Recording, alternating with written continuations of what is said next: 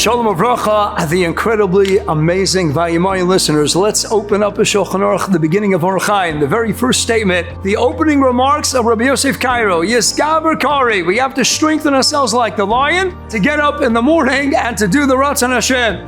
Now, the Beis Yosef the Mechaber, he's based on the Torah. Now, when the Torah states the same idea, he's quoting directly from Yehuda Matema at the end of the 5th Perkei Avos. And Yehuda Matema doesn't just tell us that we should be a Gibor Kari. He has a process. Yehuda Matema Omer at the end of the 5th Perkei Avos, have a Askanamer, Kal Kanesher, Ratz Kitzvi, V'Gibor Ka'ori Lasos Tzon V'Chish Shemayim. So it's a 4-step process. The last one is Gibor Kari, and yet the Mechaber, how does he open up a Shulchan Aruch? Get up in the morning, like the Ari, like the lion, the king of the jungle.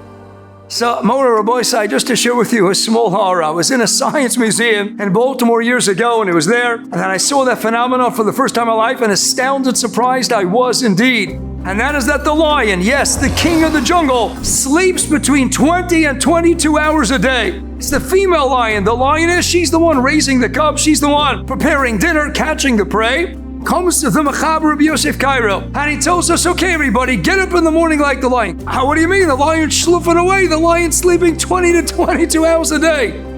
But the answer perhaps is as follows. In that same science museum, a few minutes later, I came across that, yes, the lion might be schluffing away, but when a geschmacka, smelling, looking deer, gazelle, antelope, or zebra comes by and he's hungry, snaps out of that in a second. And that's unbelievable gevura, no matter how tempting it is that he wants to stay schluffing, he wants to continue sleeping. But if he has reason enough to get up, then the lion's up and it's up in an instant. It doesn't hesitate one iota. That's Gibor Ka'ori. The Mechaber is telling us it's great to be Askanamer. Great, fantastic. Be bold and brazen like the leopard. Go ahead and be light like the eagle, like the vulture, and go on and run like the deer. But you know the Iker, the primary one, the Iker one is to be a Gibor Kari. Because if you want something badly enough, then what? No matter how tired, no matter how difficult an Isayan, the lion can be in the middle of its most intense slumber and most incredible kishmak, enjoyable sleep. But if the lion has a reason to get up, that's Gibor Kari. Let's go back to Avos Pergal and Mishnah Aleph. It's there that Ben Zoma tells us, Ezu Gibor Kovesh Yitzro.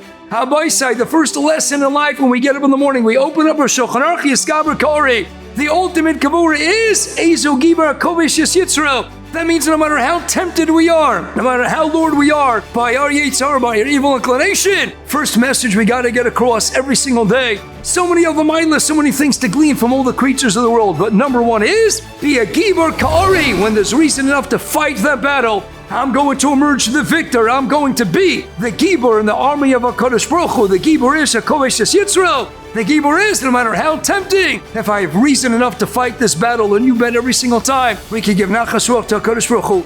That's Ezu Gibor Kovesh Yitzro. That's how we start our day. Yisgaber Kari, wishing you all Baruch and Hatzloch and Siyat and Ishmaya, and overcoming the Yitzhara day in and day out. Hatzloch of a cult.